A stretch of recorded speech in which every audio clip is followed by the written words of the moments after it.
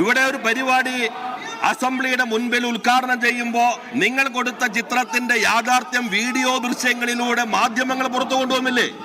മുഖ്യമന്ത്രി കഴിഞ്ഞു വരുന്നു, അവിടെ നിൽക്കുന്നു, കാറിന്റെ മുൻപിൽ ഈ പോറ്റി നിൽക്കുന്നു, മാറി നിൽക്കാൻ കൈകൊണ്ട് കാണിക്കുന്നു, കാറിലേക്ക് കയറി പോകുന്നു. ഇതല്ലേ യഥാർത്ഥം നടന്നത്?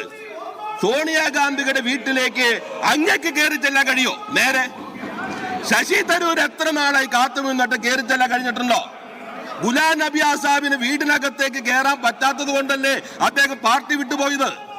എത്ര മുഖ്യമന്ത്രിമാർ സോണിയാഗാന്ധിയുടെ അപ്പോയിന്റ്മെന്റ് കിട്ടാതെ പാർട്ടി വിട്ടുപോയി? കെ കരുണാകരൻ, ലീഡർ കരുണാകരൻ, അദ്ദേഹത്തിന് അപ്പോയിന്റ്മെന്റ് കിട്ടിയോ? മൂപ്പനാർക്ക് കിട്ടിയോ? അപ്പൊ ഈ സ്വർണം കട്ടവൻ, കട്ട സ്വർണം വാങ്ങിയവൻ, അത് ഉരുക്കിയെടുത്തവൻ, അവര് എങ്ങനെ സോണിയാഗാന്ധിയുടെ അടുത്തേക്ക് എത്തിച്ചു എന്ന് അങ്ങ് പറഞ്ഞാൽ സോണിയാഗാന്ധിക്ക് 10 മാറ്റിന്റെ തടക്കം. ഇപ്പോൾ അദ്ദേഹം പറയാതിരിക്കുമ്പോ സോണിയാഗാന്ധി ഇരുട്ടിൽ നിർത്തുന്ന പ്രതിപക്ഷ നേതാവ് BJPയുടെ നാവായി മാറിയിരിക്കുന്നുവെന്നാണ് യാഥാർത്ഥ്യം. സാർ ഒരു കാര്യം കൂടി അദ്ദേഹം പറയുകയുണ്ട്. അദ്ദേഹം എങ്ങനെ ഈ വസ്തുതാവിരുദ്ധമായ കാര്യങ്ങൾ ഓരോ ദിവസവും പറയുന്നത്?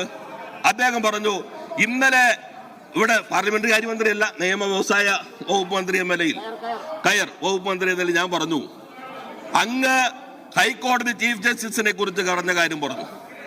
അങ്ങ് പറഞ്ഞു ഈ പാർലമെന്ററി കാര്യമന്ത്രി അവിടേക്ക് മാർച്ച് നടത്തിയതാണ്. ഞാൻ അങ്ങയെ വെല്ലുവിളിക്കുന്നു, നിയമസഭയ്ക്കകത്ത് നിയമസഭയ്ക്ക് പുറത്ത് രേഖകൾ വെച്ച് നമുക്ക് ചർച്ച ചെയ്യാം.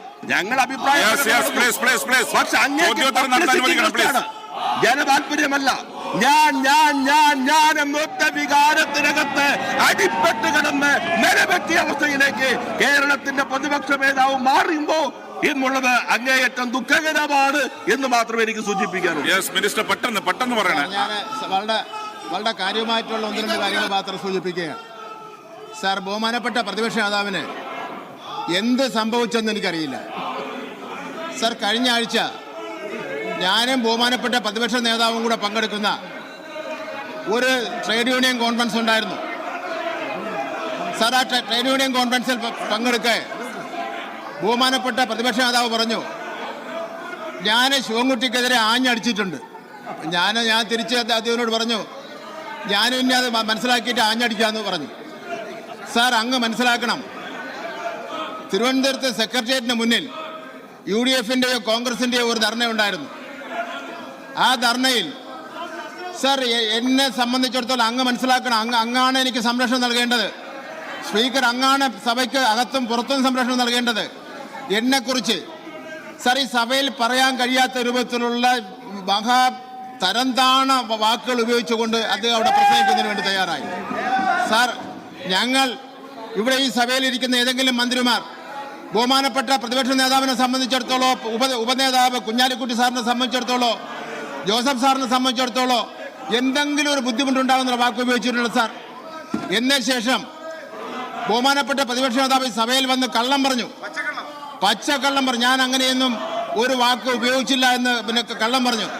സാർ, ഇവിടെ ഈ സഭയിൽ സാർ, ഈ സഭയിൽ പറയട്ടെ സാർ, ഈ സഭയിൽ മുഖ്യമന്ത്രി ആക്ഷേപിക്കുന്നു, ബഹുമാനപ്പെട്ട ധനകാര്യ വകുപ്പ് മന്ത്രി ആക്ഷേപിക്കുന്നു, ബഹുമാനപ്പെട്ട വ്യവസായ വകുപ്പ് മന്ത്രി ആക്ഷേപിക്കുന്നു, നമ്മുടെ ആരോഗ്യവകുപ്പ് മന്ത്രി ആക്ഷേപിക്കുന്നു. എല്ലാവരോടും പുച്ഛമാണ് സാർ പ്രതിപക്ഷ നേതാവിന്. എല്ലാവരോടും സാർ, തീർന്നല്ലോ സാർ. സാർ, ഇവിടെ അങ്ങോട്ട് അദ്ദേഹം പറഞ്ഞല്ലോ സാർ, ഇത് ഒരു റൂളും വേണ്ട സംസാരിക്കാൻ. വേറെ റൂളെന്താ കാര്യം പറയുന്നതിനുണ്ട് സാർ. ഇന്നലെ ഞാൻ പറഞ്ഞല്ലോ, ബഹുമാനപ്പെട്ട പ്രതിപക്ഷ നേതാവിന്റെ മുറിയിലിരുന്നാണ് സ്പീക്കറെ ആക്രമിക്കണമെന്ന ലക്ഷ്യത്തോടു കൂടിയാണ് ഇന്നലത്തെ സമരം നടന്നത്. ബഹുമാനപ്പെട്ട പ്രതിപക്ഷ നേതാവ് ആ കസേരയിൽ ഇരുന്നു കൊണ്ട് 5 മിനിറ്റ് കഴിയുമ്പോൾ സമരത്തിന്റെ വീര്യം വർദ്ധിപ്പിക്കുന്നതിന് വേണ്ടിയുള്ള നിർദ്ദേശം കൊടുത്തുകൊണ്ടിരിക്കുകയാണ്. സാർ, ഇത് അദ്ദേഹത്തിന്റെ അഭിപ്രായമില്ല, ഏതാവൊരു കനകോലു പ്ലാൻ ചെയ്ത് കൊടുത്ത സമരമാണ് സാർ ഇത്.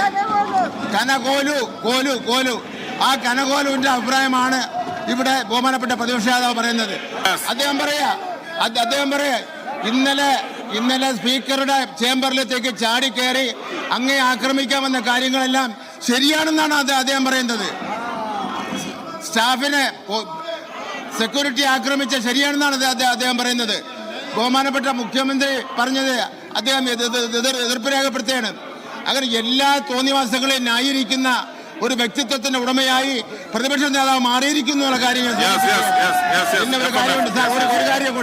ഒരു കാര്യം കൂടെ സാർ, ചോദ്യോത്തരങ്ങൾ നടക്കണം പ്ലീസ്. ഇവിടെ പ്രതിപക്ഷ നേതാവ് കഴിഞ്ഞ രണ്ടാം പിണറായി ഗവൺമെന്റ് വന്നതിന് മുമ്പ് സാർ, ഒന്നാം പിണറായി ഗവൺമെന്റ് കഴിഞ്ഞ് രണ്ടാം പിണറായി ഗവൺമെന്റ് വന്ന അവസരത്തിൽ തെരഞ്ഞെടുപ്പ് കഴിഞ്ഞ ഉടനെ തന്നെ ഇവരെല്ലാം വകുപ്പ് തിരിച്ച് മന്ത്രിമാർക്ക് ഓരോ മന്ത്രിമാർക്ക് വകുപ്പ് തിരിച്ച്. ബഹുമാനപ്പെട്ട മിനിസ്റ്റർ പ്ലീസ്. സാർ, ഒരു കാര്യം കൂടെ അങ്ങ് മനസ്സിലാക്കാൻ പറയാണ്. കഴിഞ്ഞ രണ്ടാം ഗവൺമെന്റ് വന്നപ്പോൾ വകുപ്പ് തിരിച്ച് ഒരാൾക്ക് മന്ത്രിയാവാൻ വേണ്ടി പറ്റില്ല. ഇപ്രാവശ്യവും അദ്ദേഹം മുഖ്യമന്ത്രിക്ക് വേണ്ടി പഠിച്ചുകൊണ്ടിരിക്കുകയാണ് സാർ.